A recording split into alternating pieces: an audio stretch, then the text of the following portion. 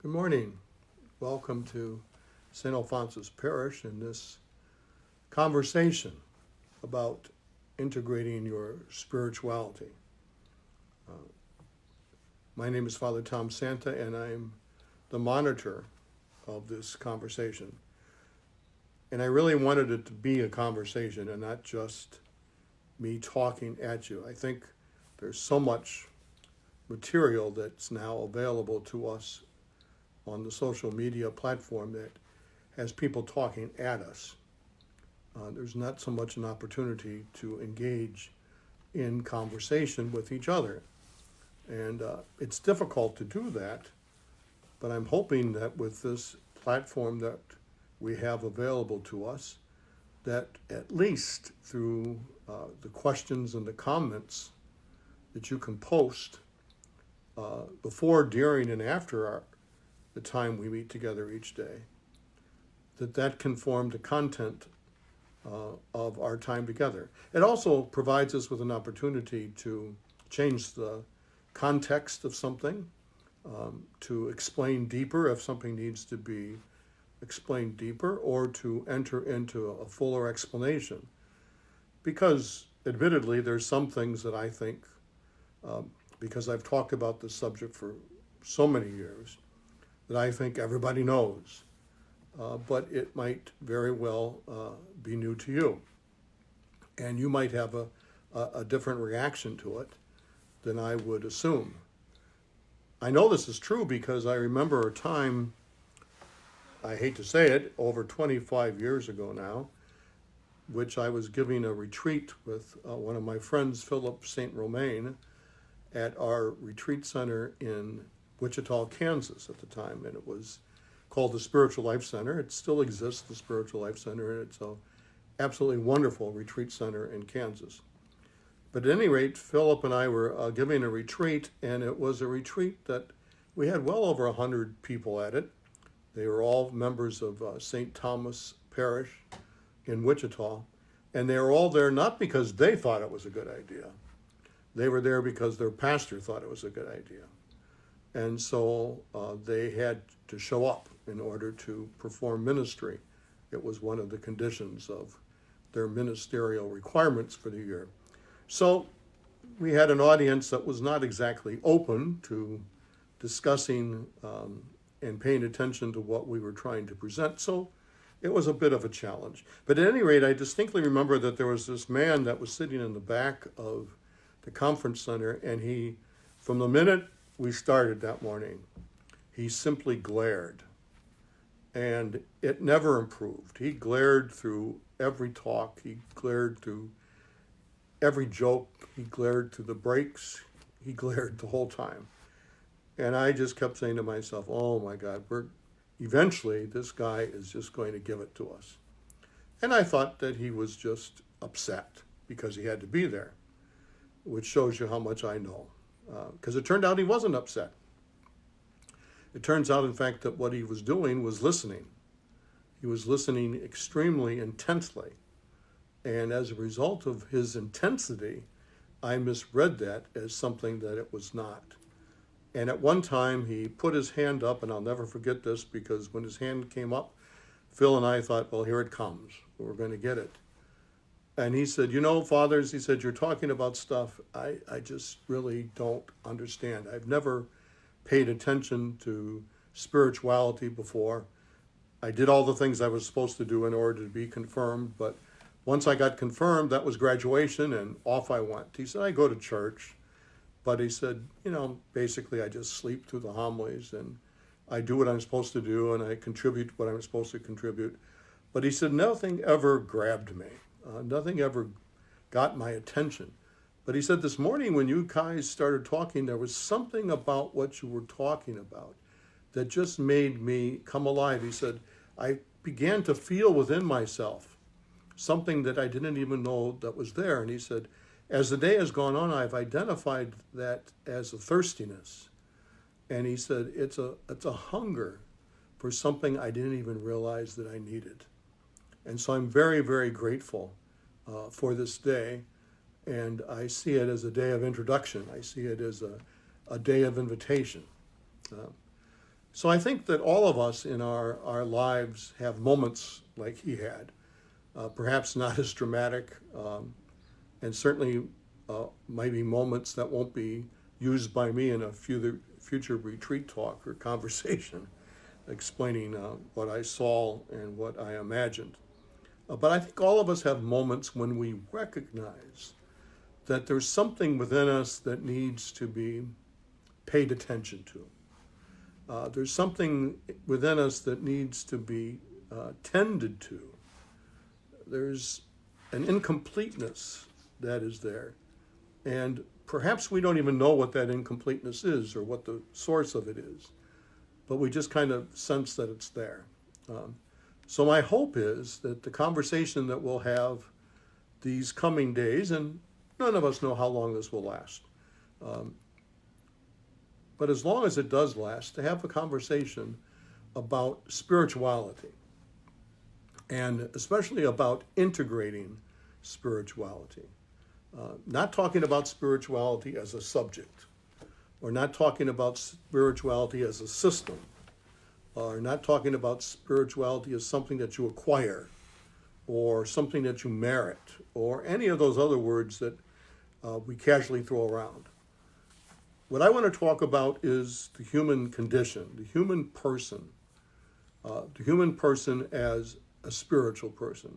And I'd like to change it around just a little bit by quoting from Father Pierre Teilhard de Chardin, who was a paleontologist, a Jesuit, a philosopher, a cosmologist, a man well before his time, who in fact was silenced in his teaching during his lifetime because he was so far ahead of where everybody else was. It wasn't that he was intending to be far ahead.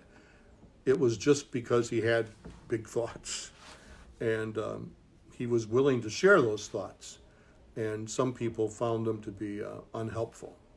But one of the things that Teilhard said that I think is extremely important to ground our conversation this morning is that he said, we're not human beings having spiritual experiences. We're spiritual beings having human experiences. Now, that's not just a cute little saying. It's something that is worth pondering. It's something that's worth thinking about, and it is profound in its implications. And certainly as we continue our conversation over these next days, I hope that it's something that becomes true to you, that's something that becomes an authentic expression of how you understand your place in the community, how you understand your place in the universe, that we are spiritual beings having human experiences. As Christians, that is essential to grasp and to hold on to ponder, to reflect upon. Because Jesus became a human being. The entire message of the incarnation is that Jesus became human, like us in all things. And so the way to the Father, the way to the holiness of life, the way to integrating who we are, who we're meant to be, how we're formed, how we're created, is found in our humanity, but it's also found in our spirituality. It's not an either or. It's a both and. We're spiritual beings having human experiences. So human experiences are the ways that we encounter the divine. We encounter God. We encounter what gives us life, what gives us purpose. And it needs to be tended to. It needs to be something that's paid attention to. It needs to be something that's connected to. And that's what we're going to be talking about these days. How do I connect to that spiritual part of myself, integrate that spiritual part of myself that is essential to who I am as a human person? So we'll be talking about that. Who am I to be talking to you about these things? Well, I'm not an expert, believe me. I'm not even close to being an expert. In fact, I would say to you that anyone who claims that they're an expert, that's pretty much the first sign that they're not. Anyone who talks to you with absolute certitude about anything that has to do with spirituality probably doesn't know what they're talking about. Because certitude is not where it's at. So I'm not a person who is an expert. I'm not a person who is steeped in any particular system of theology. And for that, I'm grateful. I'm extremely grateful that I'm not steeped in any one system. I've dabbled in all sorts of systems, read all sorts of books, experienced all sorts of experiences along the way. And as a result of that, I think perhaps I've enjoyed a wider vision. Or maybe I'm just fooling myself. Maybe it would be better to just have a single point of view, a single system, if you will.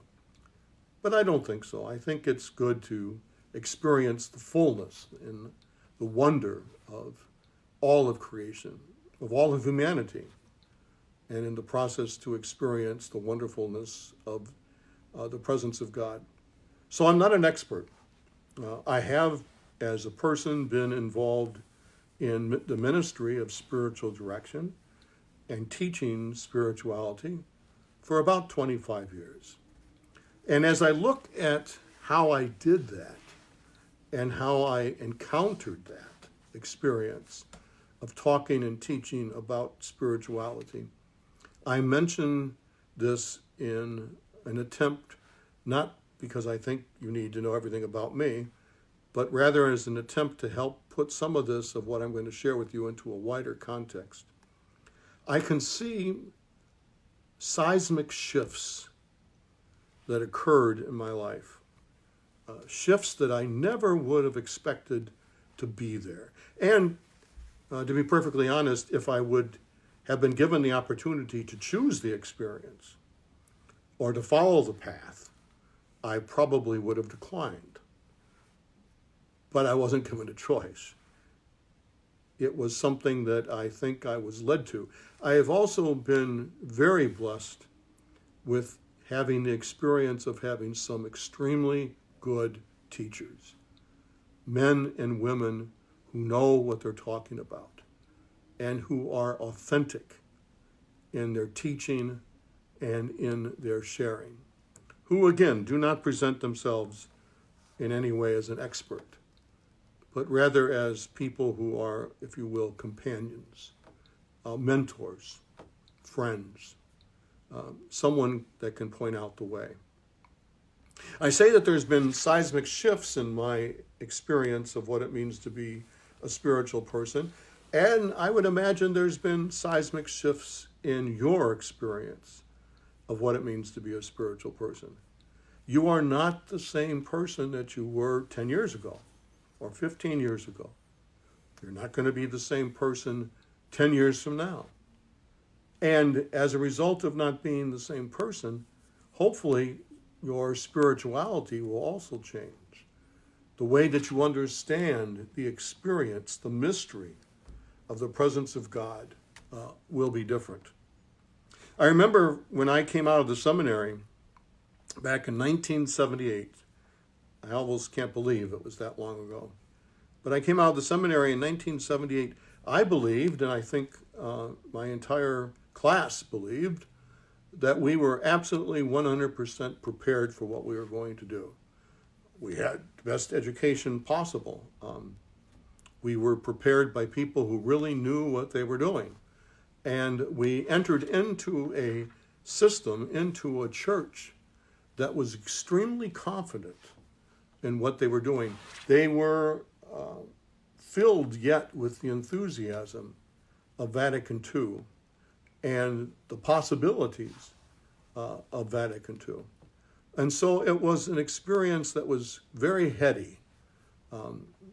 And you knew your place, and you knew what was expected of you, and you did it. That's what was the expectation, and that was, in fact, the reality. I look back on some of the things that I preached in those days, and I'm frankly embarrassed by them. Thankfully, the people of God have a sense of humor. They need a sense of humor, because some of the stuff that you hear, especially from the pulpit, and some of the stuff that I preach from the pulpit, is god-awful. But at the time, I didn't know it. I was confident that this was the way that it was, and I represented the system, the belief, absolutely perfectly. And I did that for quite a few years. Every once in a while, there'd be a crack in the confidence. Every once in a while, I would encounter something or someone that didn't fit. But I had an answer for that too. They just weren't open enough to God's creation. They weren't open enough to conversion.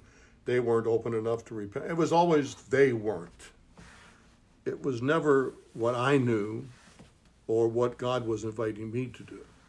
It was always outside of myself rather than inside of myself. Again, like I said, I look upon those days, thankfully, with a sense of humor now.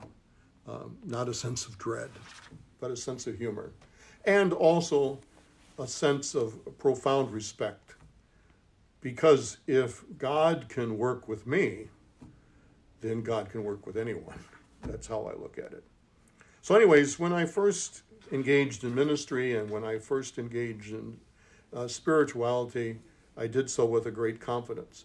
What I understand today is that I was not representing my spiritual self. It's hard even to say that.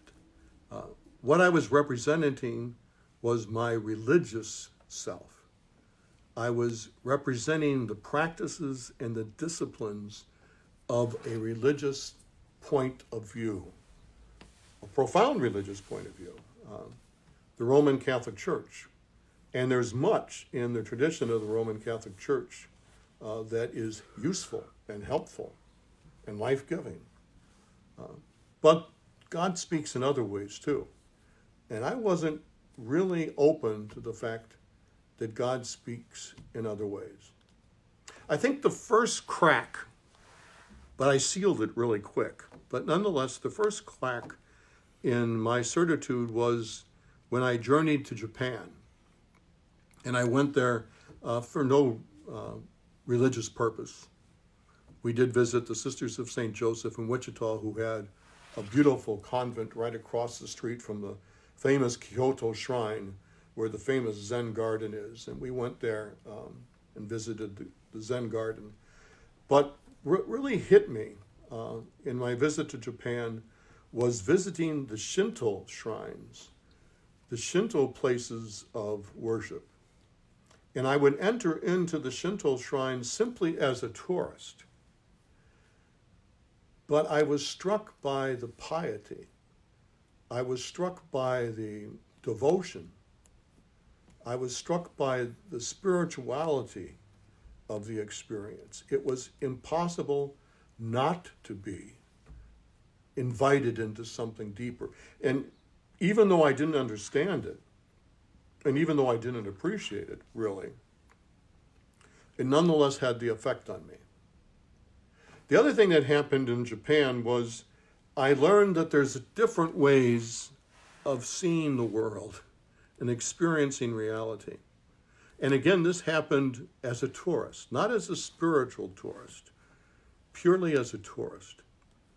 We were visiting many of the palaces and castles that make up the Japanese culture. And one of the things that I noticed was in every single room that we would enter, in palaces that had hundreds, if not thousands of rooms, they were distinctly different than anything I had ever experienced in my Western tradition and culture. If you enter into a palace in the West, it's filled with paintings and gold and furniture, and wealth just drips over everything. It's a sign, I suppose, of power and of authority. In Japan, you would enter into a room and it had a tulip. That's it, a tulip. Or it had a vase or a book, and that's it. Everything else was plain. Everything else was simple. Everything else was empty. And at first I struggled with what that might mean. But then I came to a realization and an appreciation of the simplicity of what it invited you into, what it said, what it claimed as a reality. When you're in a room in which the only thing that's in that room is a tulip, it's extremely hard to be distracted. You're forced to focus on the tulip. And in the process of looking at the tulip, you see something profoundly more than you can ever imagine. Again, like I said, it was something that cracked my certitude or challenged my understanding, but it certainly wasn't effective to change me in any way. I went back home and continued to do the same things and continued to do them over and over again. I would say that the place where my spiritual journey changed the most and where I began to experience something other than what I was taught happened in the desert.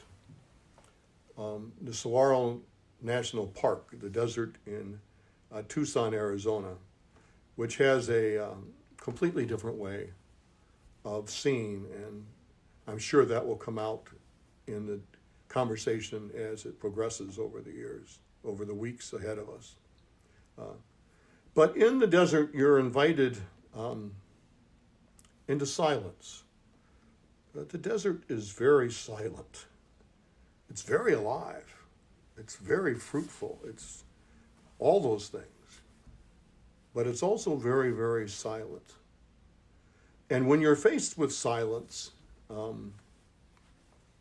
silence invites you into something a little bit deeper. It invites you into something a little bit more. It invites you into something that perhaps, at least for me in my life, I had never experienced before. I had gone to many silent retreats.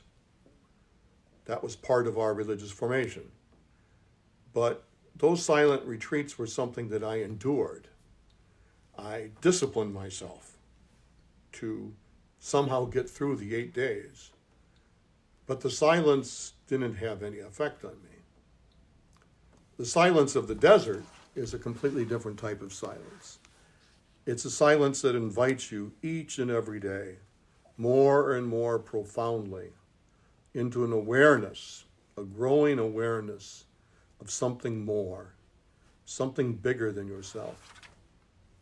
The other thing that happens in the desert in the silence is the sky, the beauty of the universe that surrounds you. You can go outside and you can stand and you can see the universe. It's hard to see the universe in large metropolitan cities. But in the silence of the desert, the stars look like they're just going to be something that you can reach out and touch. I remember one night I was driving on an old country road. I was coming back from Phoenix, and I decided to take a back road, which was actually quite foolish. One should never take a back road in the desert, especially when you're all by yourself, but I did. And as I was driving, all of a sudden the moon appeared on the highway, and the moon was literally over the highway. It was huge. It kind of looked like the picture in E.T., where you see E.T. going across the sky. The moon was that large, and it literally sat there above the highway, and I was literally driving into the moon. And it was so overpowering, I had to stop the car and just look at it. I didn't know I had never experienced anything like that before. I didn't know what it meant. I didn't even know it was possible. But there it was.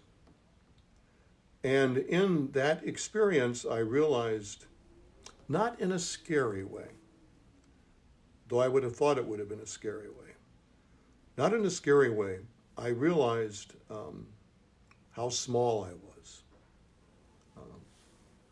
how insignificant I was.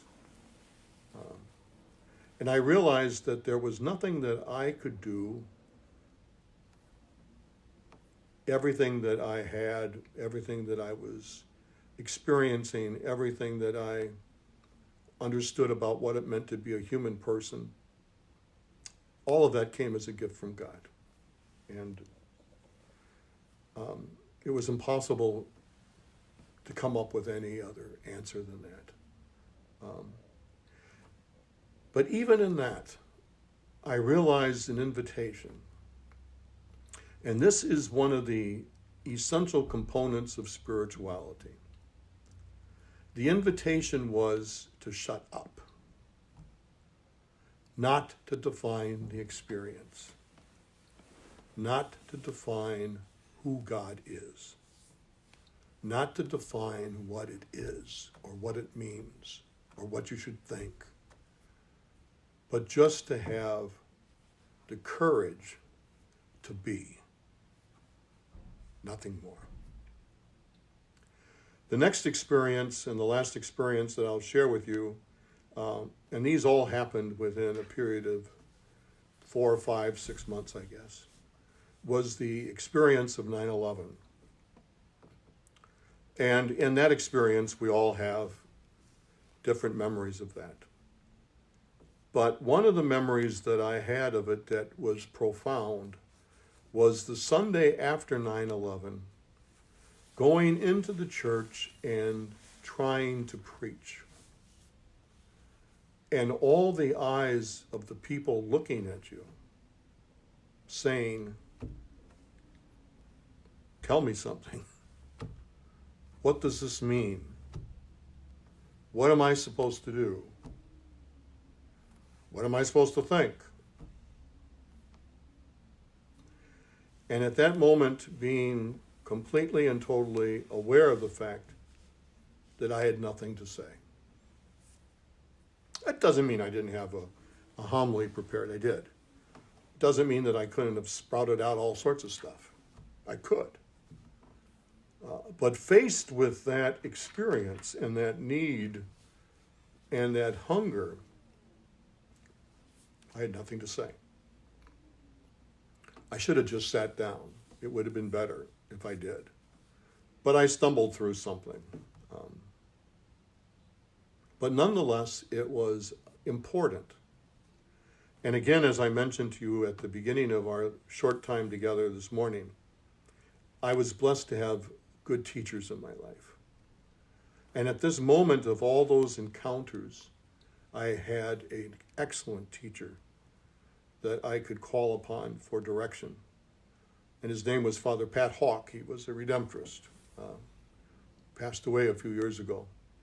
And Father Pat Hawke was a man of very few words.